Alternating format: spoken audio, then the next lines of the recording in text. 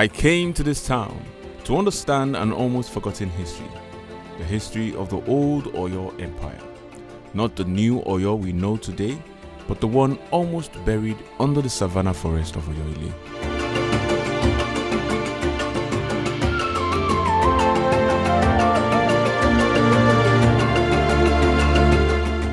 Little or nothing is being said about the largest West African empire to exist in present-day Yoruba land, and also the most important and authoritative of all the early Yoruba principalities.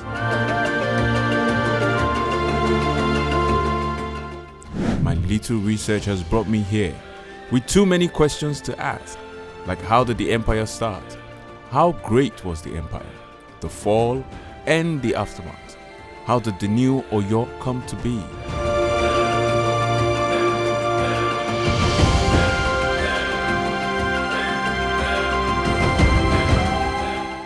I decided to visit a custodian of history in order to get my facts.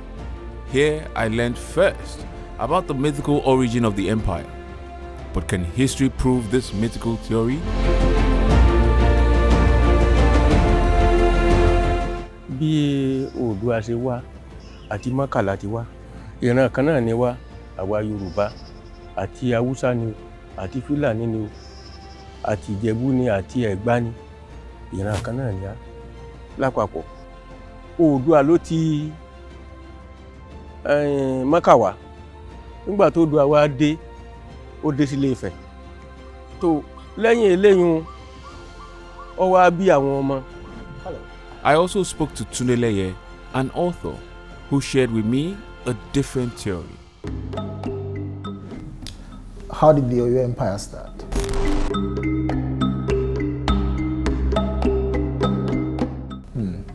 That's a very tough question, and there's quite a bit of speculation. So the more circulated story is the mythical one, but there would usually also be the more historical one. And many times you find some elements of the historical in the mythical. What's the mythical? The mythical is that Oduduwa came from the east, or if you listen to some other people, he came down a chain, obviously, and landed in Ife, any which way. Founded Ile-Ife, had 7 children. The youngest of the children then went away because he didn't get any of the land. He sojourned and sowed his wild oats in Benin and started the Benin line of kings. And then he came back and founded, Oyo. That's the mythical version. But what a lot of the archaeology, a lot of the, artifacts, cultural artifacts suggest is that a migration happened from the east, correctly, but that east was more of the Niger basin. So a migration happened from there, and there were stops, as is typical. That migration happened in waves, and that's why you find some of the linguistics are related. How Yoruba towns start is a very, very good way to understand how a city like Oyo would have started, or other cities that emerged from the migrations from Ife. So it would have been somebody from the royal line that had a big farm that would have then gone to set up, and that person would have been called Oromio. Gangan ni. Àwọn tí ó ṣe bàbá wọn ni ń pè l'Ọ̀rànmíyàn gbà bó ti wo kálukú lè pé bàbá Ọ̀rànyàn ni bàbá Aláàfin àkọ́kọ́.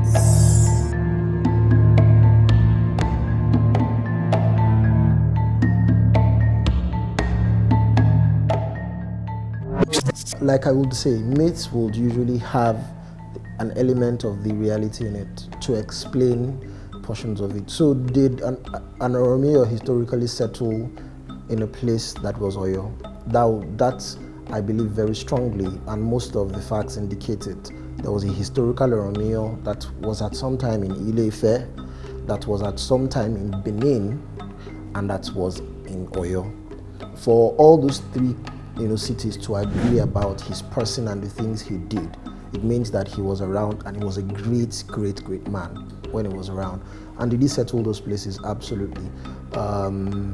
Did he settle because they said Oyo? Tó bá wá yá, Ifá bá ní kókó nù lù. Ifá ní kò ní sínà ibi tí ó gbé dúró ẹ̀sìn ni ó fún lálẹ́ ẹ̀sìn ni ó ṣàlàyé fún tẹ̀sìn bá ti yọ̀ báyìí tó bẹ́ẹ̀ kúnlẹ̀ tẹ̀sìn ọ̀lọ́mọ́ tó ṣe kẹ́sìn ọlọ́ tẹ̀sìn ọ̀lọ́mọ́ ibi tí ó gbé ṣe ibùgbé nù níbi Ọ̀yọ́ ti bẹ̀rẹ̀ ní wọ́n fi ń pè ní Ọ̀yọ́ ẹ̀sìn lọ́yọ̀ ẹ̀sìn nílẹ̀ yọ̀.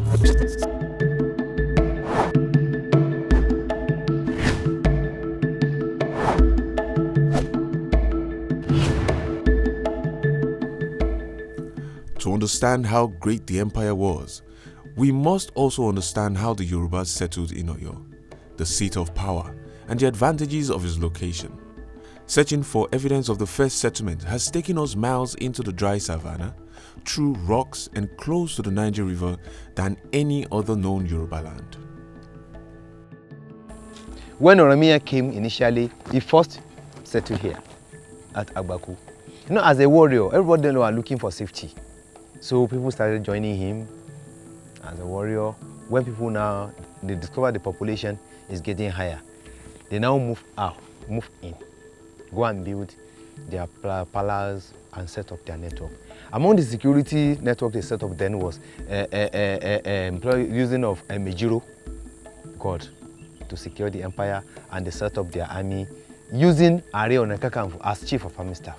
The house of Are Onakakanfu is outside the empire, so that you will have access to monitor the security of the empire.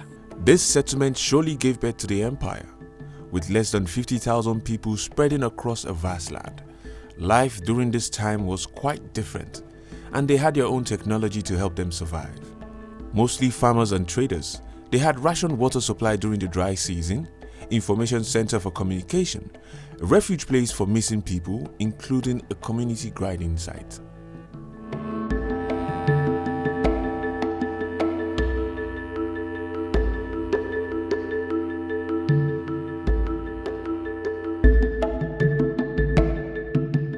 As you can see, since when we started journey within Oyo Empire, you see that the empire is so wide, to the extent that it's not easy for a town crier to go around, to be going around and disseminate information to the people.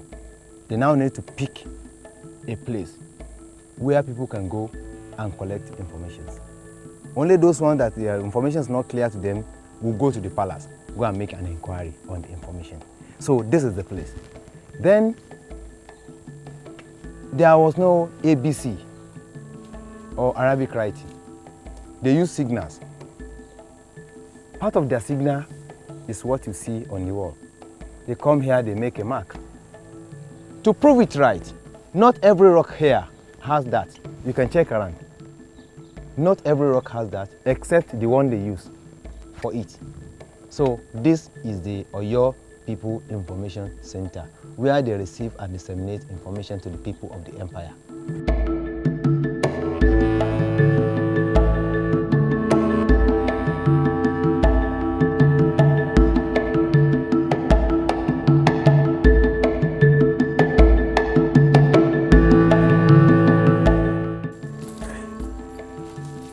This plant can serve as emergency water supply.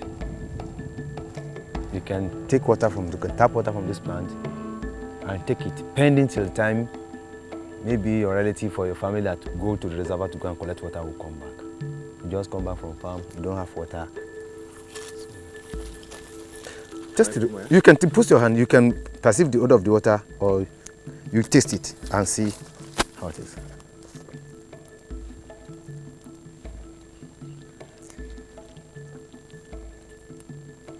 Discover that it's odorless and it's tasteless. It's tasteless. The Oyo Empire flourished from the 17th to the 19th century in what is today southwest Nigeria. History tells us of a settlement that rose to greatness with its outstanding organizational and administrative skills of the Yoruba people. Gbogbo tí jẹ́lẹ̀ Yorùbá àbí Ọ̀yọ́ ló wà. Kò sí ìlú kan tó lè pòun sí lábí Ọ̀yọ́. Kẹ́ ẹ lè mọ̀ pé àbí Ọ̀yọ́ ló wà. Ògbómọ̀ṣọ́ tí ní tí wọ́n ń pè l'Ógbómọ̀ṣọ́ lónìí. Aláàfin ló ní ọmọ lọ sọ́hun ni wọ́n fi ń pe ọba abẹ ní sọ́hun. Ẹni tí ń bẹ lọ́hun tẹ́lẹ̀ ọ̀tọ̀ ni. Aláàfin ló ní máa lọ sọ́hun ọ̀tọ̀ lórúkọ rẹ̀ tí ń jẹ́. Wealth from trade and its powerful cavalry, the Oyo Empire was one of the most politically important states in the entirety of Western Africa. Making it an empire so great, it ruled not only over most of the other kingdoms in Yoruba land, but also over nearby African states, notably the Fon Kingdom of Dahomey in the modern Republic of Benin to the west, with its capital once located at Old Oyo, also known as Oyo-Ile. So you find that the location of Oyo and what it had access to in terms of trade, in terms of horses, and in terms of even interaction with the people across the river, you would find that, for example, they had great interactions with the Nupe, which you would not have, who they called Takpa, which the more southern guys would not have. One of the early Alaafins, Alaafin Shango, his mom was Takpa. Alaafin Onigbogi, history says his mom was Bariba. That was why he could flee into Bariba land when Oyo was sacked for the first time. So they had a lot of that cultural exchange, took things like Egungun tradition from there, had Ifa introduced from across. And of course, that would have also included military technology and all of that. And that gave Oyo a very, very clear advantage over its more southern neighbors, and it could then dominate. So you would find that the system of government in Oyo then was essentially what I would call an imperialization of the regular Yoruba system of government, where you would have a Bale, Otunbale, Osibale, and all that. Many of those chiefs evolved into the Oyomesi. The Oyomesi are essentially the chiefs of the quarters in Oyo-Ile. That's what they are. But because Oyo became imperial, their role became more and more, pronounced than irregular town chiefs. Táwọn Ìgbò là wá tí wọ́n gba òkun wá, Èkó ni wọ́n gbà wọ Nàìjíríà. Ìgbà wọn wá dé, tí wọ́n bá wá dé ìlú bí báyìí, tí wọ́n bá ní ta ni ọba yín tọ́jú ọ̀gá yín, wọ́n kọ́ Aláàfin ni. Tí wọ́n bá tún dé ìlú mi, tí wọ́n bá béèrè, wọ́n sì béèrè kálẹ̀ gbogbo ilẹ̀ Yorùbá. Kò sẹ́nìkan tó lè sọ wípé Aláàfin ṣe bàbá fáwọn. Tí èdè lọrin. This ancient settlement soon began to multiply. The empire began to grow in power, wealth, and size. Mostly farmers and traders, but with a more advanced civilization, the empire would rule over other lands as the king systematically planted kingship in other parts of the Yoruba land and even further, with descendants now spread globally. And that is evident today as there are more Yoruba-speaking communities all around the globe, as far as Brazil.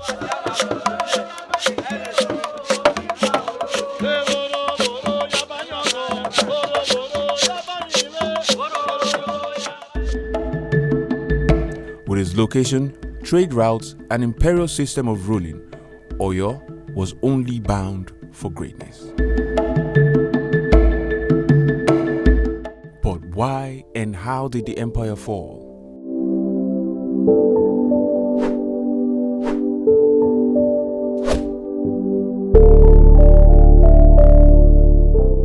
When Oyo eventually collapsed, one of the key things was that the Fulani jihad choked its supply of horses, and that significantly affected its ability to muster its cavalry, so that it was then the person who a lot of the cavalry was concentrated in his hand, in the person of Afonja, that had the most military might in the land at the time.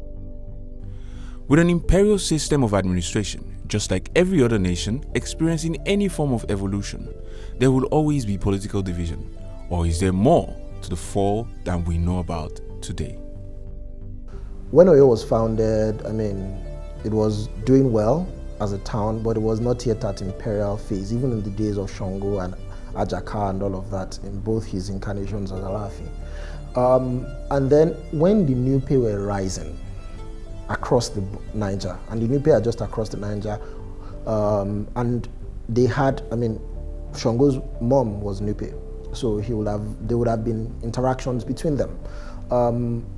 One of those days, the Alaafin sent out an expedition and the city was left undefended. And Shoede at that time, was very martial and militaristic.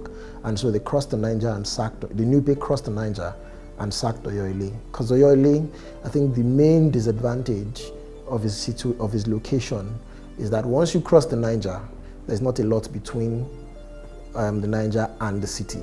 You know, it's just a day's march. You'll be in Oyo in those days, and if you had horses, you'll be there in no time. If the city was undefended, then it would be easy to sack. Ìlú tí ń lù bẹ́ẹ̀ nísìn, gbẹ̀dú tí ń dá bẹ́ẹ̀ níbi tẹ́ ti wò náà ń bẹ ńlọrin. Ilẹ̀ Yorùbá yìí kò sí ńbẹ̀. Gbẹ̀dú Aláàfin Ọ̀yọ́ létí ń gbé nígbà tí Fúlàní lọ jẹ tí ń lọ jagun. Nǹkan Aláàfin wọn lọ kó ní wọn kó lọ bẹ̀ tí ń lọ lò. Tó eyín erin wọ́n gbé lọ. Kàkàkí wọ́n kó lọ. Iná ni wọ́n fi dá sànjọ́ àwọn Yorùbá. Wọ́n ní olè tọ́jà tó gbé kàkàkí bí oní ògbé fún. Nígbà wọ́n fa fèrè lọ́hùn ìmọ̀ pé lọ́rin ni wọ́n ti wá gbé Àfọ̀njá ti wá gbé kàkàkí.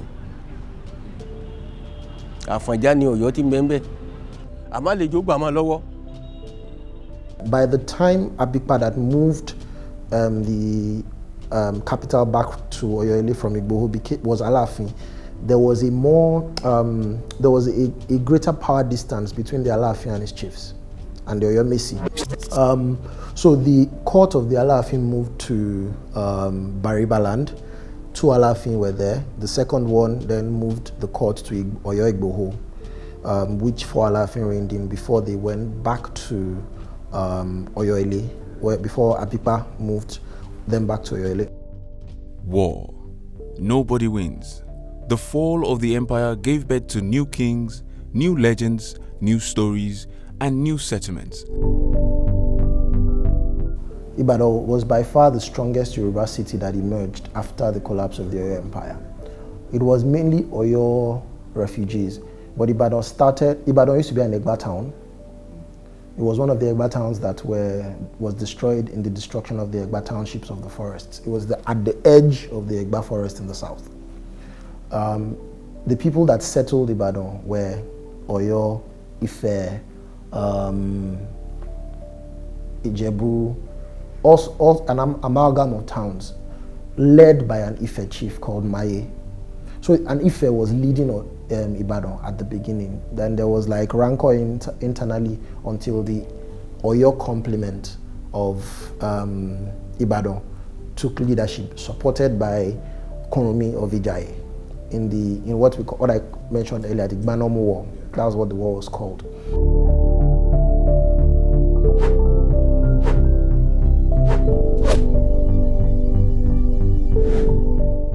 Today, the new Oyo stands almost as a replica of the old Oyo, with the palace and the affiliated Akeso market, but without its imperial glory, missing representation of the great years a king once truly ruled all the land.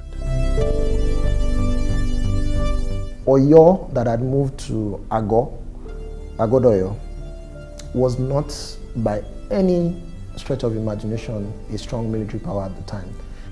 Bí àwa yìí gangan ní Jagodoyo. Ní Lagodoyo. Kì í ṣe pé bòmí Agodoyo làwa yìí. Ní làwa yìí.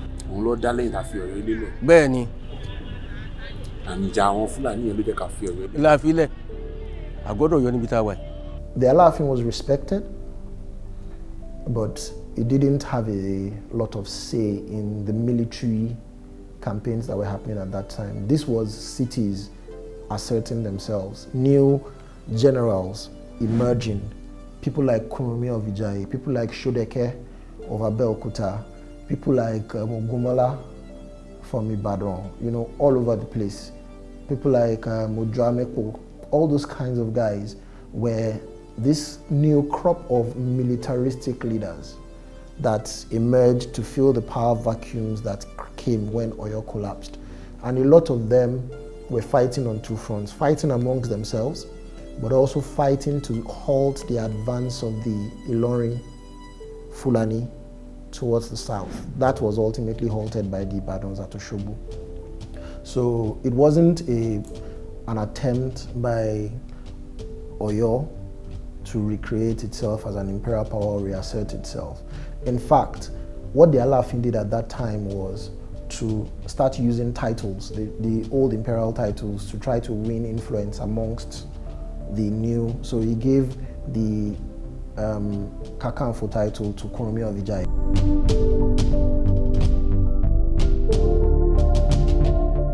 Burnt roofs have come to serve as the trademark of this ancient city, while the true history remains buried in the forest, miles away, forgotten over the years.